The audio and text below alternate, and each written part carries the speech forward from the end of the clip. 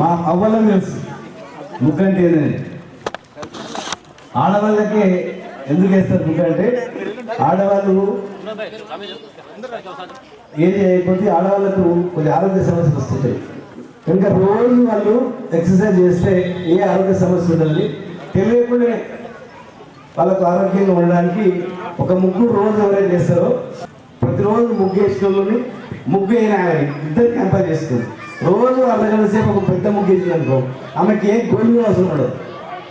అందుకే మనము ముగ్గు వేయడము, అలకడము, నీళ్లు తేవడము, మజ్జిగ చేయడము, వెనకటికి పొయ్యిల మంట ఉంటుండే పొయ్యి కట్టెల పొయ్యి ఊదడము అంటే యోగా టైప్ ఊదుతుంది ఎక్సర్సైజ్. అది నీళ్ళు లేవడం ఇట్లా బిందె పైన పెంచుకొని నీళ్ళు లేవడం, తర్వాత ఒడ్లు దంచడం, ఇట్లా అవన్నీ కూడా ఆడవాళ్ళకు తెలియకుండా గట్టి ఉండేవాళ్ళు అంతా.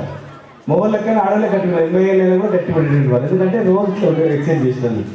కనుక ఇది మనది సాంప్రదాయం, గొప్ప సాంప్రదాయం మనది.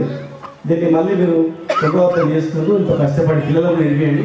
ఖచ్చితంగా ప్రతి తల్లి బిడ్డకు ఖచ్చితంగా ముగ్గు నేర్పించి రోజు వారానికి శనివారం ఆదివారం నేర్పిస్తే చాలా మంచిది. అది క్రిములు కూడా లోపల రాకుండా ఉంటాయి. కనుక ఇలా మంచి కార్యక్రమం చేయడం జరిగింది.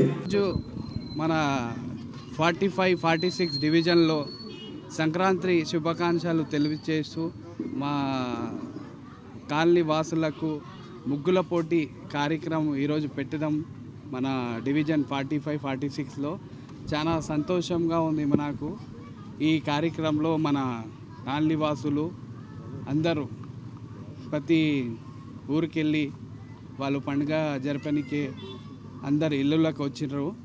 వాళ్ళకు ఒక సంతోషంగా కైట్ ఫ్లయింగ్ కానీ ముగ్గులు వేయడం వాళ్ళకు చాలా సంతోషంగా ఉంటారు.